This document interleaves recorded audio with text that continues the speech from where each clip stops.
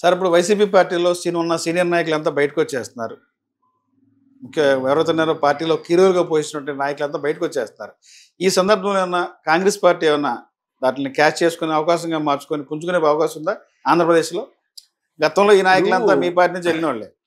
ఇప్పుడు నాయకులు కొంతవరకు పాత్ర ఉంటుంది, కానీ ప్రజల్లో మార్పు వచ్చినప్పుడు నాయకుల పాత్ర పరిమితం ఉంటుంది. ఇప్పుడు 83లో రామారావు గారు పార్టీ పెట్టినారు. అప్పుడు వాళ్ళకు ఒక్క ఎమ్మెల్యే కూడా లేడు కదా. అవునండి. రామారావు గారికి ఒక్క ఎమ్మెల్యే కూడా లేరు. 2-3 జరిగితే వాళ్ళని రాజీనామా చేయమంటే వాళ్ళు చేయకుండా వాళ్ళను పార్టీ నుండి బహిష్కరించాడు. కానీ అనూహ్యంగా వచ్చేసి ఒకేసారి అధికారం లేకొచ్చింది. కాబట్టి నాయకులు వచ్చేసి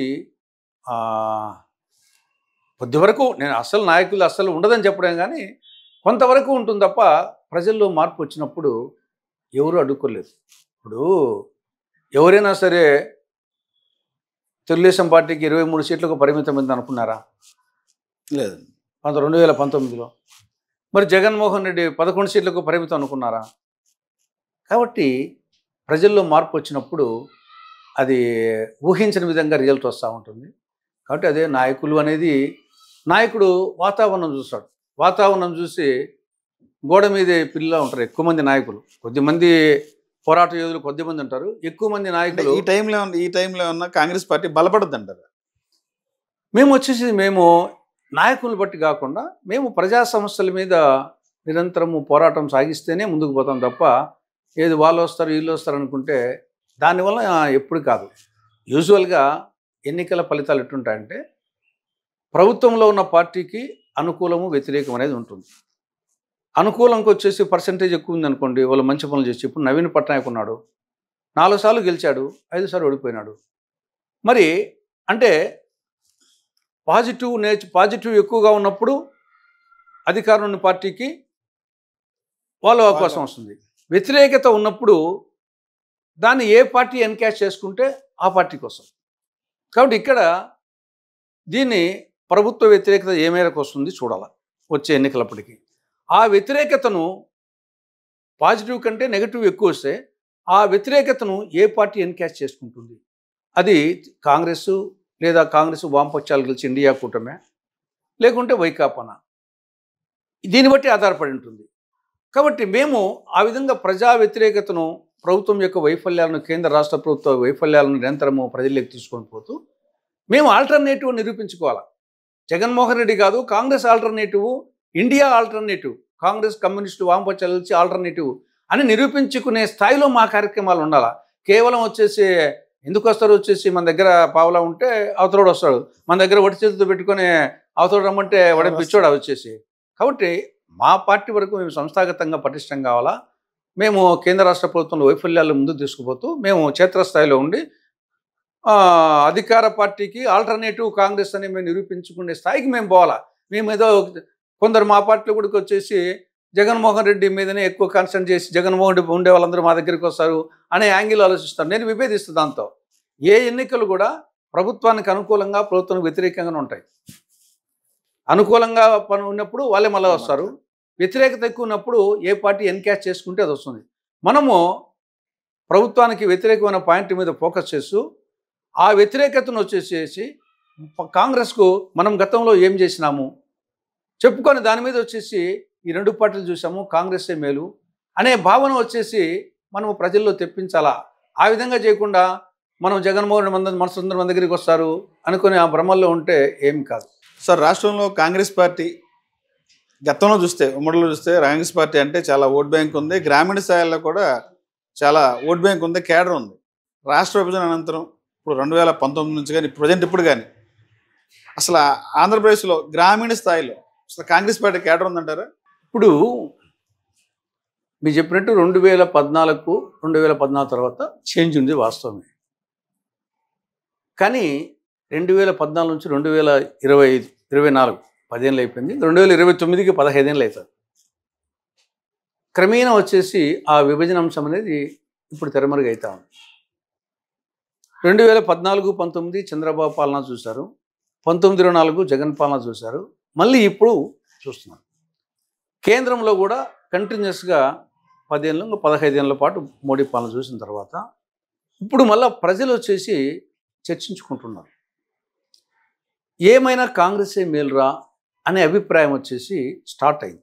అలా రచ్చబండ కాడ కూర్చున్నప్పుడు ప్రత్యేకించి రైతులు వచ్చేసి అటు కేంద్ర ప్రభుత్వం మీద రాష్ట్ర ప్రభుత్వాల మీద కాంగ్రెస్ ఉన్నప్పుడు రైతులకు వచ్చేసి గిట్టుబాటు ధర లభించేది, రేట్లు ఉండేటి. ఇప్పుడు ఏ పంటకు కూడా గిట్టుబాటు లేక రైతుల్లో తీవ్రమైనటువంటి వ్యతిరేకత ఉంది.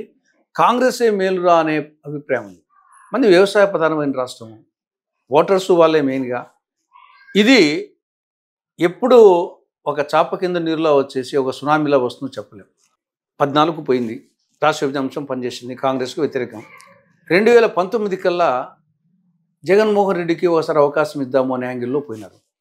2024కు మళ్ళా చంద్రబాబు నాయుడు అని ఇచ్చారు. కాబట్టి చూశారు. ఇప్పుడు చూసిన తర్వాత మళ్ళా కడప జిల్లాలో ఒక సామెత ఉంది, ముసలోడైనా బసిరెడ్డి మేలని. ఏమైనా కాంగ్రెసే మేలురా అనే అభిప్రాయం ప్రజల్లో వచ్చింది. కానీ ఇది స్టార్ట్ అయింది. ఇప్పుడు నా అభిప్రాయం అంటే 2029 కల్లా రాష్ట్రంలో వాతావరణము ఇండియా కూటమికి ఎన్డీఏ కూటమికి మధ్య అనేది వస్తుంది. వైకాపా పార్టీ నాకు తెలిసి జగన్మోహన్ రెడ్డి అటు ఈడీ కేసుల, సిబిఐ కేసుల, పాత కేసుల, కొత్త కేసుల, మద్యం కేసులలో దీంట్లో ఖచ్చితంగా అతను జైలుకు పోక తప్పదు, కన్విక్షన్ రాక తప్పదని నా అభిప్రాయం. 2 ఏళ్ళ పైన కన్విక్షన్ వస్తే పోటీకి అనర్హుడు. అది జరుగుతుంది 2029 లోపల. అప్పుడు ఆ పార్టీ ఇంకా పార్టీ ఉండదని నా అభిప్రాయం. అప్పుడు రాష్ట్రంలోనే ఎన్డీఏ కూటమి, ఇండియా కూటమిలో అంటూ కాంగ్రెస్ ప్లస్ కమ్యూనిస్టులు, ఎన్డీఏ కూటమి ఇప్పుడున్నట్టే టీడీపీ, బీజేపీ, జనసేన. ఆ నేపథ్యం జరిగినప్పుడు కేంద్రంలో బీజేపీని 15 ఏళ్ళు చూశారు, రాష్ట్రంలో టీడీపీల పైన అంతకుముందు 5 ఏళ్ళు, ఇప్పుడు 5 ఏళ్ళు చూసిన తర్వాత డెఫినెట్గా ప్రజలు మార్పు కోరుకుంటారు. మార్పు కోరుకోవడం అనేది ప్రజల సహజ లక్షణం. వచ్చేసి ఏగిలి మార్చినట్లు పొలంలో కూడా ఒకే పంట అయితే బాగా పండదు, ఏగిలి మారుస్తామని చెప్పేసి రైతులు పొలం మారుస్తూ ఉంటారు, పంట మార్పిడి చేస్తూ ఉంటారు. ఆ విధంగా 2029కి అటు కేంద్రంలో ఇటు రాష్ట్రంలో కాంగ్రెస్ నేతృత్వంలో ఇండియా కూటమి అధికారంకి వచ్చే అవకాశాలు ఉన్నాయి. దీన్ని మేము కూడా ఎన్కాచ్ చేసుకోవాలి. సంస్థాగతంగా పటిష్టం కావాలా, క్షేత్రస్థాయిలోకి పోవాలా. సార్, రాష్ట్రంలో కాంగ్రెస్ పార్టీ బలపడడానికి, ప్రజల్లో ఒక ఉత్తేజం పెరగడానికి కానీ, మెంబర్షిప్ పెరగడానికి కానీ Congress party plan of action ఏంటి? రెండే దీంట్లో. ఒకటి, సంస్థాగతంగా పార్టీ బలపడాలా. మీరు చెప్పినట్లు ఏఐసిసి, పిసిసి, జిల్లా, నియోజకవర్గము, మండల్స్, గ్రామము, బూత్ లెవెల్లో కార్యకర్తలు పటిష్టం కావాలా. రెండవది వచ్చేసి కేంద్ర రాష్ట్ర ప్రభుత్వాల వైఫల్యాలను ఎండగట్టాలా. ప్రజల తరపున ప్రజా సంస్థల పోరాడుతూ కేంద్ర రాష్ట్ర ప్రభుత్వాల వైఫల్యాలను ఎండగడుతూ క్షేత్రస్థాయిలోకి పోయి వీళ్ళకు ఆల్టర్నేటివ్ మనము అని నిరూపించుకునే కార్యక్రమాలు చేయాలి. ఏదైనా వచ్చేసి 3x3 9, 3+3 6. అదేవిధంగా కార్యకర్త యొక్క కృషి, కేంద్ర రాష్ట్ర ప్రభుత్వాల వైఫల్యం ఎండగట్టడము, ఇవి క్షేత్రస్థాయిలో. దీనికి ఏమి పెద్ద గండికోట రహస్యం దీంట్లో ఏం లేవు. దీనికి గెలుపుకు రహస్యం కృషి ఇంటూ కసి ఈజ్ ఈక్వల్ సక్సెస్. కృషి ఇంటూ కసి ఈజ్ ఈక్వల్ సక్సెస్.